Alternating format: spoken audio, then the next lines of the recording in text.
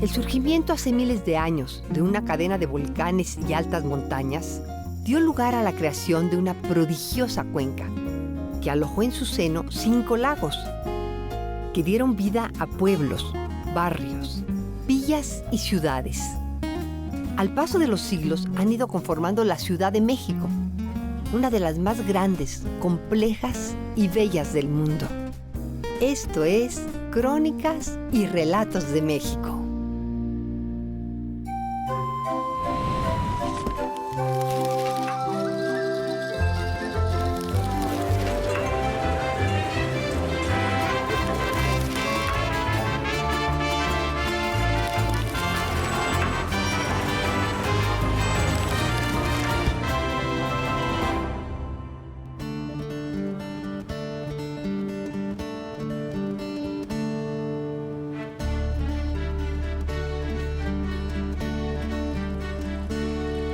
¿Qué tal? Soy Ángeles González Gano.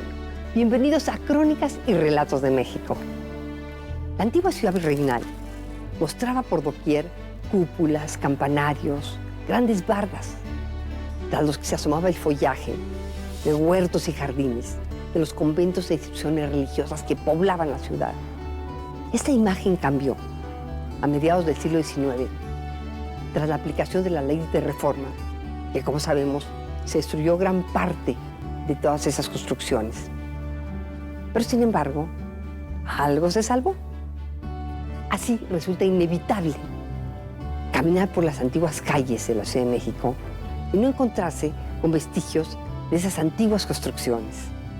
Afortunadamente, hoy la mayoría ya recuperados y con otros usos que nos permiten admirar su antigua grandeza.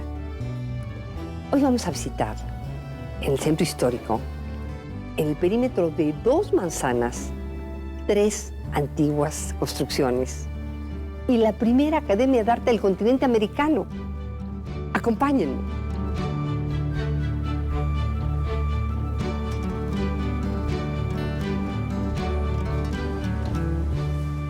En el ocaso del siglo XVI, una rica pareja, don Diego Caballero y su esposa Inés Velasco, deciden fundar un convento para muchachas que quisieran ser religiosas y no tenían dinero para pagar dote, requisito indispensable en los demás.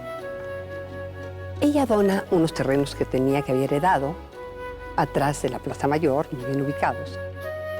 Y ahí se empieza a levantar este convento que doña Inés de Velasco decide que lleve su nombre, y va a ser el convento de Santa Inés.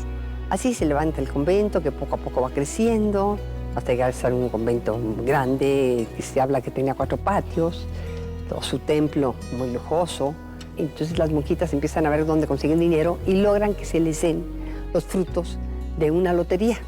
Pues la venta de esos billetes les va a ayudar, junto con los donativos, para que puedan contratar al arquitecto Manuel Tolsá, que les recupere toda la parte estructural del convento y que también aproveche para darle su modernizada. Y así él va a diseñar nuevamente el patio en estilo ya neoclásico. Afortunadamente, respetó la antigua escalera barroca, que es una belleza, aquí la podemos ver, con sus 2 arcos y en medio un gran óculo. Y fíjense, en la restauración se lograron recuperar unas pinturas originales, unos frescos que la decoraban. Una belleza. A mediados del siglo XIX, como ya sabemos, las famosas leyes de reforma, el gobierno lo fraccionó, vendió en lotes y se salvó el templo y uno de los patios. Y finalmente terminó, en la década de los años 70, 80 del siglo XX, como un depósito de pedacería de trapo. A continuación les voy a platicar qué pasó después con este edificio prodigioso. Acompáñenme.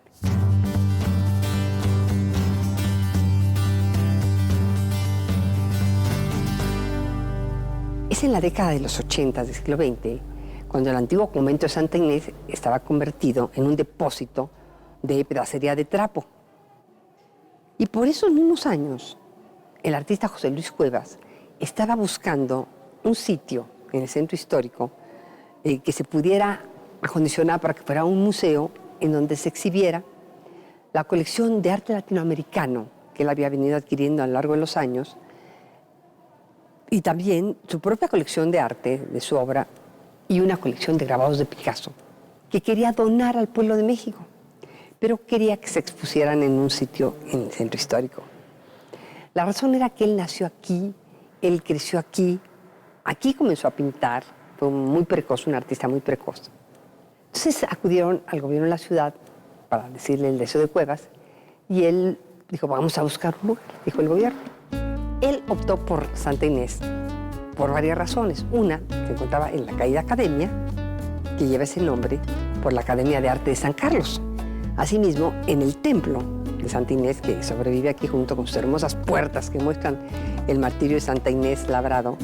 Y en ese sitio se dice que están los restos del gran pintor virreinal Miguel Cabrera. O sea, como artista encontraba muchos significados en este sitio. Así se emprendió la restauración, que fue muy difícil.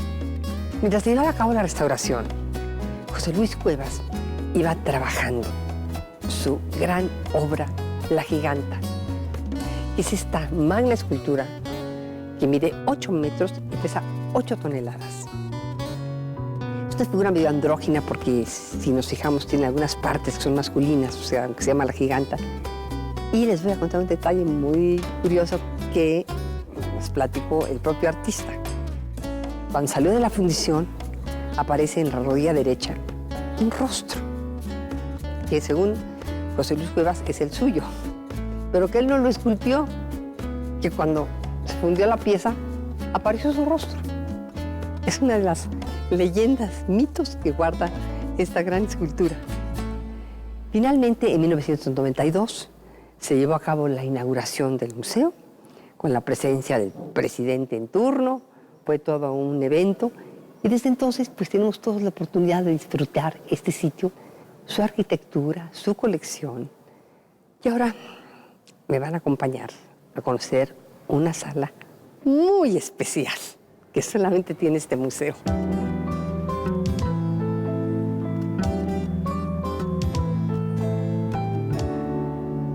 Ahora estamos en una sala muy especial, la sala erótica. Desde pequeño fue algo que a José Luis le fascinó, el erotismo. Él vivió aquí, muy cerca, en el barrio San Miguel, aquí en el centro, y que estaba junto a una zona de prostitución. Entonces, él cuenta que a los 6, 7 años caminaba con su nana por esas calles y veía a estas damiselas de la noche. Y le llamaban mucho la atención porque se daba cuenta que estaban, ¿no?, de maneras provocativas y vestidas escandalosamente. Y desde muy chiquito las empezó a dibujar. Y a lo largo de toda su vida, el erotismo fue una parte importante de su vida, de su creatividad. Y así fue también dentro de su colección personal, haciendo muchas obras que tenían que ver con el erotismo. Esta cama que vemos aquí atrás estaba en su estudio. De manera que él estaba dibujando ahí, trabajando, de repente estaba un poco cansado, se acostaba en su cama. Y cuando la gente lo iba a visitar, pues ahí estaba esta cama. Si eran señoras, particularmente, pues las invitaba a recostarse ahí para admirar la obra que estaba dibujando. Y bueno, yo creo que esta cama guarda muchas historias. Así como podemos ver, ese museo guarda cosas muy especiales que hacen completamente que valga la pena visitarlo. Seguimos en Crónicas y Relatos de México.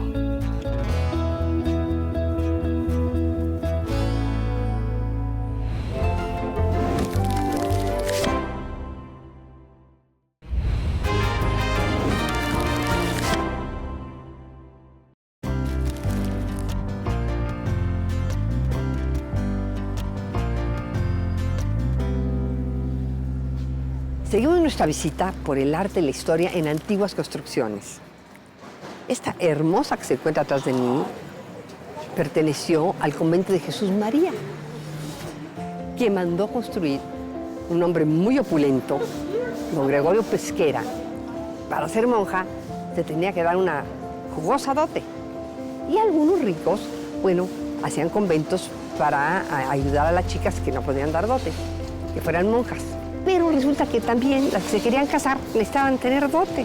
Él pensó en estas chicas que no tenían dote para casarse, dijo, les voy a hacer su convento porque de ahí ya salen a esposarse, pero ya con su dinerito. Y así dio 4,000 pesos oro. Entonces consiguen unos magníficos terrenos a un lado de la Sequía Real, pero tuvieron una suerte que les voy a contar. Felipe II, el rey de España, tuvo una hija natural y le pidió al recién nombrado arzobispo Pedro Moya de Contreras, que se venía a Nueva España, que se trajera a la niña y la depositara en algún convento de sus confianzas. Y él escogió Jesús María. Esto hizo que el monarca, obviamente, le diera muchos apoyos a este convento, inclusive le concedió gracias especiales. A mediados del siglo XIX, ya sabemos bien las leyes de reforma, las monjas tienen que abandonar el convento, el templo afortunadamente se salva, gran parte del convento es destruido, hasta que en el siglo XX, en que se ponen de moda los cines monumentales, se va a adaptar el gran claustro para que sea el famoso cine mundial. Llevaba a funcionar aquí muchos años. Iban a hacer una decoración con esculturas tipo griego, que todavía existen en el interior. Pero después, esos grandes cines también empiezan en la decadencia y entonces lo va a alquilar una cadena de aparatos eléctricos que va a utilizarlo muchos años como tienda. Y finalmente, hace unas décadas, quedó en el abandono. De verdad es una obra de arquitectura excelsa. Y ahora los invito a que vengan conmigo a conocer otra joyita arquitectónica que está aquí, a unos pasos.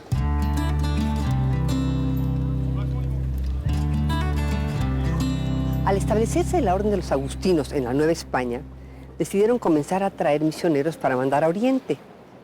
Ellos llegaban por Veracruz, viajaban a la Ciudad de México, aquí descansaban un tiempo mientras se reponían del viaje, después los mandaban hacia Acapulco, en donde los embarcaban para el Oriente.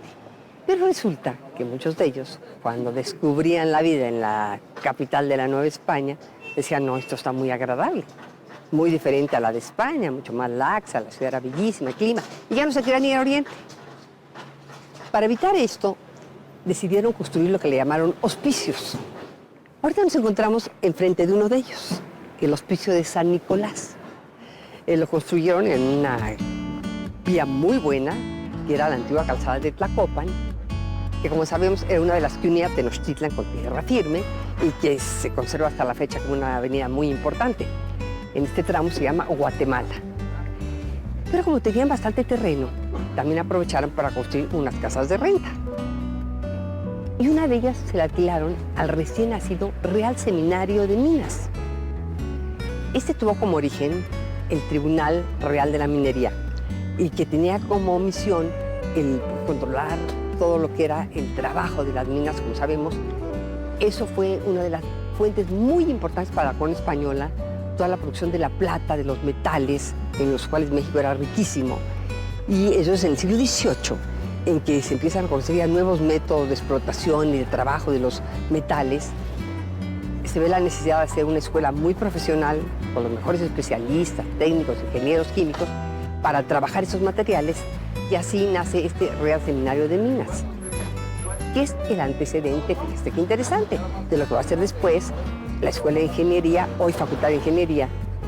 De aquí se van a trasladar al gran y bellísimo palacio que les va a construir Manuel Tolsá, en el que ahora conocemos como la Plaza Manuel Tolsá, el Palacio de Minería. Ahora vamos a conocer el interior para que vean qué sitio más hermoso y muchas historias que guarda este lugar. Acompáñenme.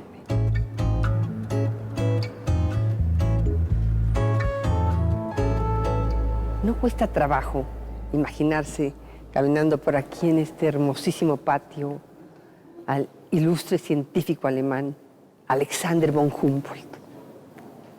Él estuvo aquí. Durante su estancia en la Nueva España, digamos que era un poquito su sitio de trabajo. En varias ocasiones vino aquí. De hecho, aquí realizó planos y cartas reales de todo lo que iba descubriendo en este territorio que le fascinó. Y se ve que se involucró con la vida mucho aquí del seminario, porque fíjense que hay registro de que funcionó como sinodal en varios exámenes profesionales. Imagínense qué prestigio para esos jóvenes. Pero no nada más, él fue de los ilustres personajes que estuvo aquí. Don Andrés del Río, quien está en esa escultura que adorna el patio, esa que representa. Bueno, él, fíjense que trabajó en Europa, ni más ni menos que con Antoine de Lavoisier. el creador realmente de la química moderna. Fue el que separó lo que era la alquimia de la química, ya desde un punto de vista científico.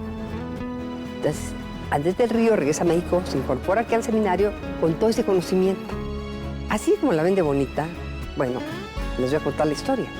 Cuando se la quitan finalmente a los agustinos, por las leyes de reforma, todas sus propiedades, esta casa pues tiene muchos usos, acabó en vecindad.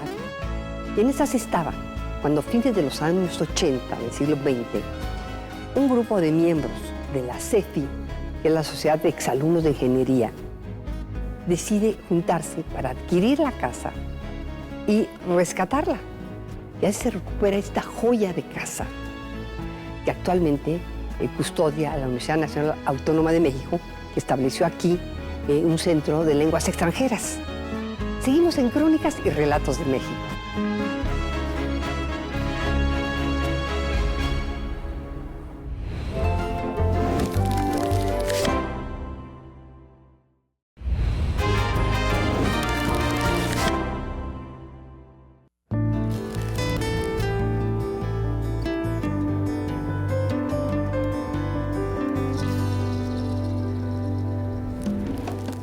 Seguimos nuestro recorrido por el arte y la historia en antiguas construcciones.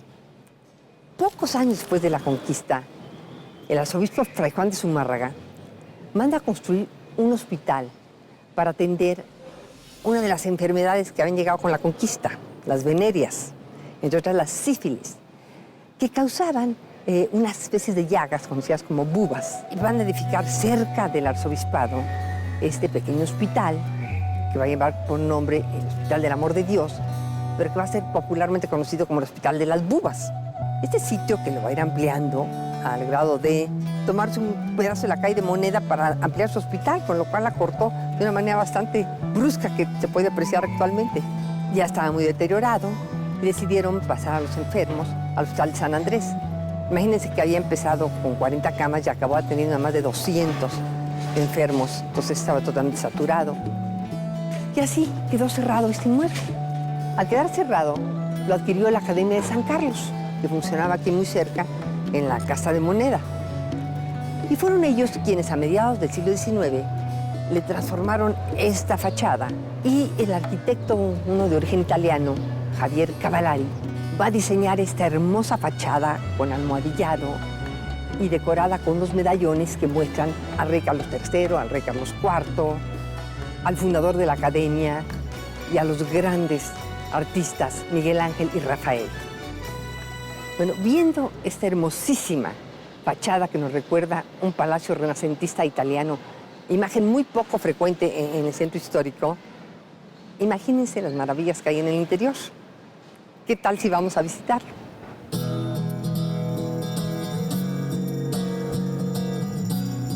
En la segunda mitad del siglo XVIII, la minería en México estaba en su apogeo.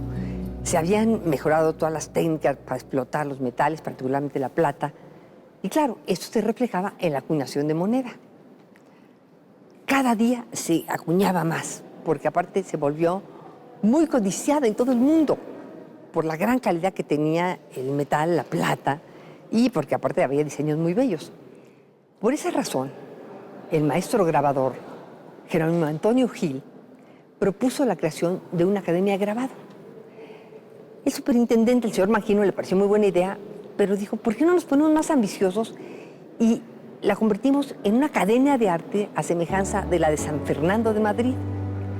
Y así van a ser la Real Academia de las Tres Nobles Artes de San Carlos: escultura, arquitectura y pintura, con el grabado integrado a todo ello. Empiezan funcionando en la Casa de Moneda, que como sabemos estaba en la calle, que hasta la fecha lleva ese nombre. Pero al poco tiempo resultó insuficiente el espacio, había mucha demanda, y coincidió con que hacía poco que se había cerrado el antiguo Hospital de las Bubas, o del Amor de Dios, que se encontraba a unos pasos. Y alquilaron el sitio, al poco tiempo lo adquirieron y empezaron a remodelarlo, hasta convertirlo en este hermosísimo edificio tipo renacentista, que entre otras de las adecuaciones que se le hicieron, Ya en el siglo XIX, el famoso arquitecto Antonio Rivas Mercado, ya sabemos el que hizo el Ángel de la Independencia, le va a diseñar un muy bello domo que deja entrar la luz y que permitió que se usaran los pasillos como galerías. Al poco tiempo de que se traslada a este sitio, la Academia de San Carlos, contratan como maestro a un famoso escultor valenciano, Manuel Tolsá, y le piden que él saque réplicas de las esculturas de los museos más famosos de Europa para traerlas aquí, para que sirvan de modelo para los estudiantes. Y él personalmente va a esos museos, a los más importantes, y hace réplicas de las esculturas más notables, la Victoria de Samotracia, que preside el patio en el centro, la Venus de Milo, el Moisés de Miguel Ángel. Bueno, se trajeron alrededor de 550 réplicas. En este lugar se formaron prácticamente todos los artistas más importantes que hicieron todo, y arquitectos que realizaron las obras más importantes, tanto de construcciones como de decoración, de pintura, tanto del virreinato como de las primeras décadas del siglo XX. Aquí surgieron nuevas tendencias artísticas, pero de todo eso vamos a hablar en una de las salas.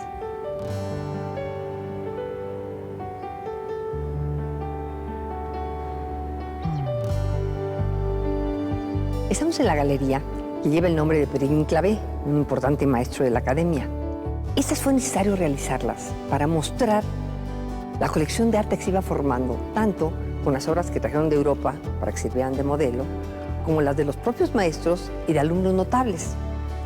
Llegó a ser tan grande la colección que le tuvieron que hacer su propio museo, el de San Carlos, que ocupa un edificio bellísimo de Manuel Tolsá, que se puede visitar. En este sitio se llevaban a cabo las reglas más estrictas de la academia, del arte clásico, digamos. Todos los alumnos tenían que seguir estrictamente un número de pasos y de técnicas, ir aprendiendo. Nadie podía saltarse ninguna de esas, eran de lo más rígidas. Ahora, estas estrictas normas académicas fueron confrontadas a principios del siglo XX por los jóvenes estudiantes, muchos de esos que habían ido a Europa, habían regresado ya con nuevas ideas, y se oponían a que se siguiera enseñando el arte de esa manera tan rígida y tan estricta, y que no se incluyeran aparte las nuevas técnicas y la libertad, sobre todo la libertad de crear. Y así hay una confrontación fuerte entre los viejos maestros, los jóvenes estudiantes, en los que podemos mencionar, imagínense, Diego Rivera, Siqueiros, José Clemente Orozco, Luis Nishizawa. En fin, fue toda una corriente muy importante que son finalmente los que van a crear el arte moderno mexicano.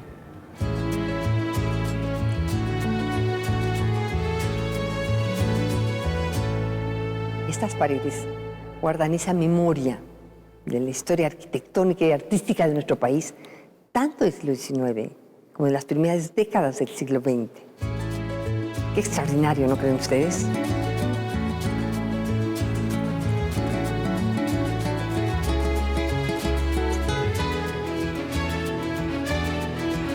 Aquí concluye nuestro recorrido por el arte y la historia en antiguas construcciones.